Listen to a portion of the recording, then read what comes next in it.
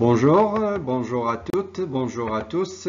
Aujourd'hui, on va traiter l'exercice 24, physique. On commence.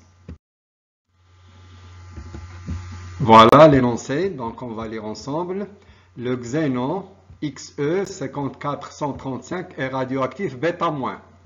Au cours de sa transformation, on obtient un noyau fils, le césium CsZa ou bien Az. La demi-vie du xénon 135 était un demi égal à 9,2 heures. Question classique, c'est écrire l'équation de cette désintégration en précisant les lois de Soddy. Voilà, c'est simple. Donc voilà le noyau père, c'est le xénon 135,54, le voilà. Donc d'après l'exercice, vous avez une particule β-, c'est-à-dire un électron, donc à connaître par cœur, E0-1. Et puis le noyau fils, voilà le césium d'après l'exercice Az. Il reste à déterminer les valeurs de A et de Z selon les lois de Soddy. C'est quoi les lois de Soddy? C'est la conservation du nombre de masse A, c'est-à-dire ce que vous avez à gauche, ça doit être égal à la totalité de ce que vous avez à droite. Conservation du nombre de charges, la même chose entre la valeur de gauche et la valeur de droite. Voilà, je l'ai écrit ici. Donc 135, ça doit être égal à 0 plus A. Donc A égale à 135. Et pour la conservation du nombre de charges, 54, ça doit être égal à moins 1. Il faut l'écrire comme ça. Plus Z, ce qui va vous donner 55. Voilà, et on écrit l'équation dans sa forme finale. Voilà, donc j'ai remplacé les paramètres du noyau fils, 135 et 55. Voilà. Question 2. Sachant que la loi de décroissance s'écrit, radioactive, s'écrit n égale à n0 exponentielle moins lambda t. Montrez que l'activité à un instant t égale à l'activité initiale exponentielle moins lambda t. Ça aussi, c'est la loi de décroissance, mais en fonction de l'activité. Comment on peut passer de là à là? On peut le faire de deux manières. Voilà, je passe à une nouvelle page. Voilà, donc on a n égale à n0 exponentielle moins lambda t. Première méthode. D'après le cours, on sait que l'activité c'est égal à moins la dérivée des nombres de noyaux radioactifs. C'est-à-dire n, c'est-à-dire on doit dériver toute cette quantité. Voilà, donc il faut connaître la dérivée de l'exponentielle. Alors comment on va dériver n0 exponentielle moins lambda t?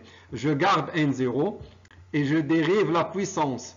Quelle est la dérivée de moins lambda t? C'est moins lambda. C'est comme si vous avez 2x ou bien moins 2x. Donc c'est moins 2. D'accord? Ça fait, il y a le moins de l'expression, voilà, et le moins de la dérivée. Donc la dérivée, ça fait moins lambda. Et je réécris l'expression ou bien la fonction, c'est-à-dire n0 exponentielle moins lambda t. C'est tout ce que je peux vous dire. Vous allez tout voir ça en maths, en détail. Alors pour dériver l'exponentielle, il faut dériver la puissance et garder toute la fonction. Alors le moins, c'est séparé. Et c'est quoi lambda fois n0? Lambda fois n0, bien c'est l'activité initiale, d'accord? Donc on aura, voilà, donc A0 c'est lambda fois n0 et on remplace, donc on aura finalement A égale à A0 exponentielle moins lambda t. On passe à la question suivante. Je reprends l'exercice.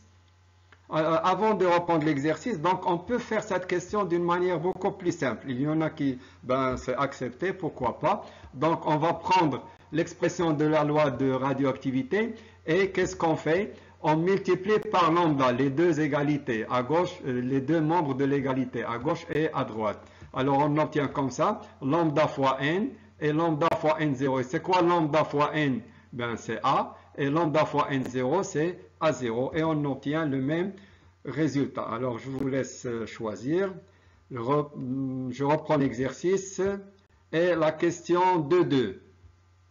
Alors, montrez que la dérivée de l'activité est égale à moins lambda A. Donc, on va prendre l'expression de l'activité, comme on a fait pour le nombre de noyaux, et on va faire la dérivée. Voilà, donc on a A égale à A0 exponentielle moins lambda t. Je dérive, donc je vais redire la même chose. Donc j'ai ici A0, je garde A0 et je dérive la puissance. Quelle est la dérivée de moins lambda t? C'est moins lambda et je réécris exponentielle moins lambda t. Voilà, donc ce qui va vous donner, c'est quoi A0 fois exponentielle? A0 fois exponentielle moins lambda t, c'est ça, c'est-à-dire c'est égal à l'activité A. Et je remplace A0 par A0 exponentielle par A. Et j'obtiens l'expression finale. Donc la dérivée de l'activité égale à moins lambda fois l'activité. Parfois, il y en a des exercices, on peut vous donner des courbes qui représentent la dérivée de l'activité en fonction de A. Donc moins lambda, ça va représenter le coefficient directeur. Alors, question suivante. Je retourne à l'exercice. Voilà, question 3. L'activité du xénon 135, un instant t égale à 9 égale à 284 becquerels.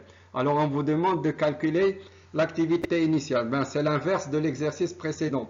On avait l'activité initiale, on calcule l'activité après une durée. Maintenant, on a l'activité à un instant t, on veut l'activité initiale. Ben, c'est pareil. Donc, on va prendre l'équation. On a besoin de A0. Donc, je fais passer l'exponentielle de l'autre côté. Alors, qu'est-ce qu'on aura? A0, c'est égal à l'activité A sur exponentielle moins lambda t. Vous pouvez faire passer l'exponentielle en haut pour avoir exponentielle plus lambda t, ou bien vous le gardez en bas.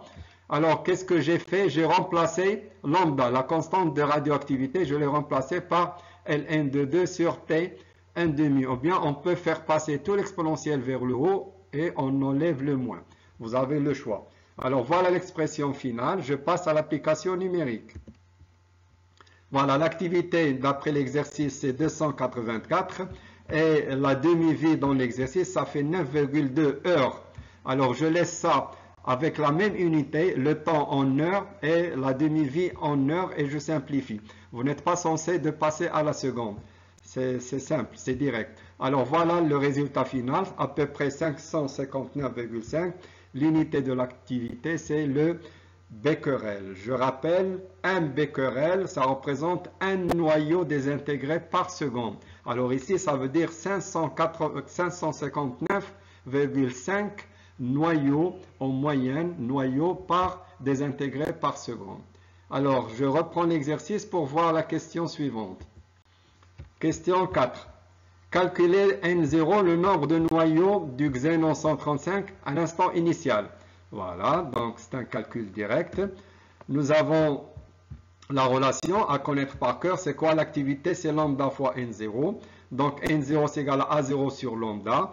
Et on remplace lambda, c'est quoi égal à la constante radioactive? C'est logarithme de ln de 2 sur t1,5.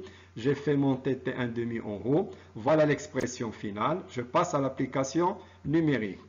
Voilà, donc l'activité initiale, on a déjà trouvé, c'est 559,5. ln de 2. Ici, 9,2 heures. Voilà, donc ici, vous êtes obligé de passer à l'unité internationale. Pourquoi? Parce que vous avez ici l'activité en becquerel. Becquerel, c'est le système international. Eh bien, le temps, il doit suivre. Il doit respecter la même chose. On doit passer à la seconde. Donc, 9,2 heures, on multiplie par 3600, c'est-à-dire 60 fois 60.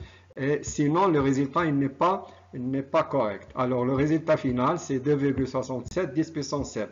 Je l'ai dit plusieurs fois, noyau, ou bien ce n'est pas la peine de l'écrire, ce n'est pas une unité, c'est une précision. Alors, je passe à la question suivante. Je prends une nouvelle page. Voilà, je reprends l'exercice. Question numéro 5.